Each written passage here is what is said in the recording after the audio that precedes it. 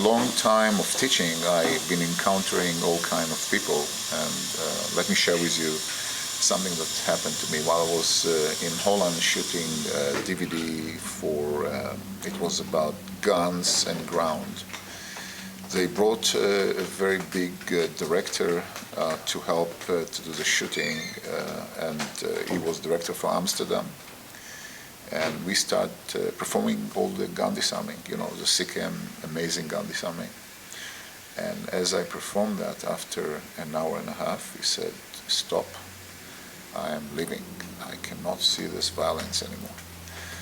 And everybody was kind of in shock, what's going on? So I went to him and asked him what's going on. He said, "Well, it's looked too violent, you know. You're taking the gun away from the guy and you're pushing him away. This is too much for me. I'm leaving."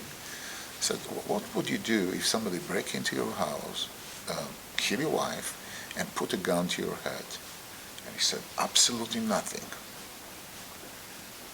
I repeat, he said, "Absolutely nothing." So you can be a pacifist and believe that everybody else will never going to attack you. That's kind of living in fantasy world.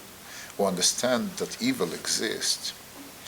But those pacifists are actually dependent on people like ourselves and law enforcement that will take care of them and make sure they'll be protected. Those two, double standards of people who believe that things either never going to happen to them or don't exist are people that I can see from time to time. On the other hand, I see a lot of people who want to take responsibility in their own hand and to be able to protect themselves and the loved ones. And today we are sharing this monologue with a good friend of mine and student of mine. One of my favorite sayings is that there's 6 most dangerous words on the planet. This won't ever happen to me.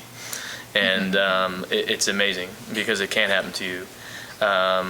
From my years of experience, anything can happen to anybody, anywhere. And it's the point where you're willing to help yourself and you're willing to help others, and you take a step and you come to a course and you start learning to defend yourself. More basic types of technique, but more common type of attack. And you work your way up through the system in order to be able to defend yourself and your loved ones. And it's not just about learning technique, it's about self-awareness and prevention. It's about making sure that you feel like you get better as a person and ends up becoming a life, change your life as well. Not just about survival techniques. But a big piece is, obviously, we're going to actually take a stand for ourselves.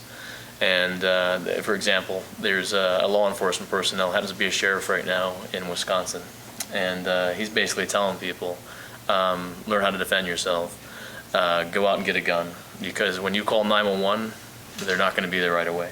In other words, you're going to have to take care of some matters yourself. In many, many, many instances, it's going to take some time for the police to actually get there to help yourself. So that's absolutely true. In fact, this is what you have to think now. What you want to do, another victim, another statistic, or be the shepherd that protect yourself and your loved ones. CKM is away. CKM is away.